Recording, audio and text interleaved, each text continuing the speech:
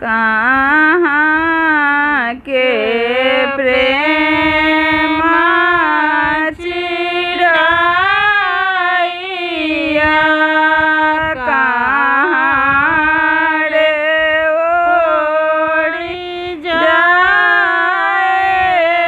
तरे ललना के का मंदिर चढ़े बैठा शब्द सुना आए तारे ललना के का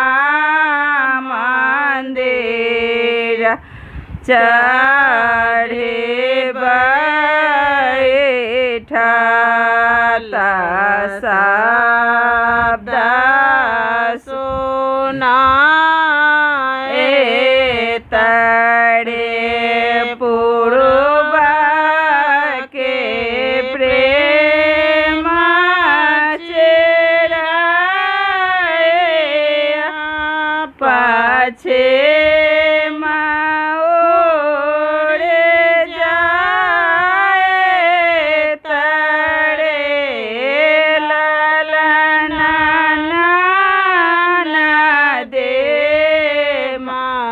देरा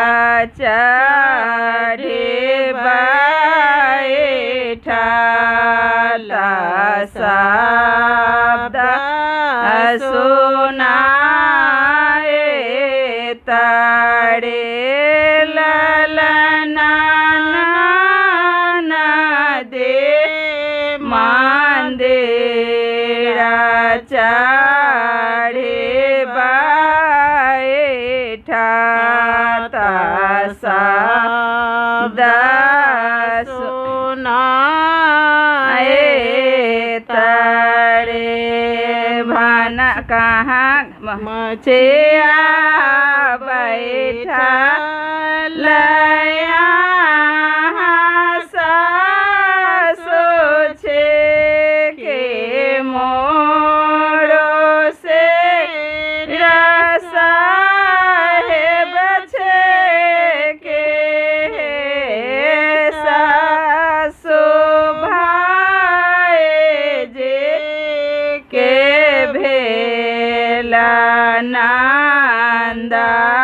नंदलाल मुड़ाना देखे जाए बहे सासु भाई जे के भेला नंदलाल मुड़ाना देखे जाए बहे भनसा करते पोता हो छे के मोड़ो दोलार तेन छे के पोता हो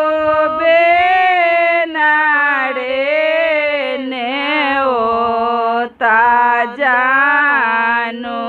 जाओ आदर नाही होए तहे पुत हो बिना रे ने जानू जाओ आदर नाही तहे चिल्हा जाके हम जाए बचेराइया जाके आए बहे सासु सोगाबा जाके ता मेरा राय बामुड़ा न देखे आए बहे सासो सोग जाके ता मेरा राय बामुड़ा न देखे आए बहे जबे नाना दो आए लाना गोए बेचे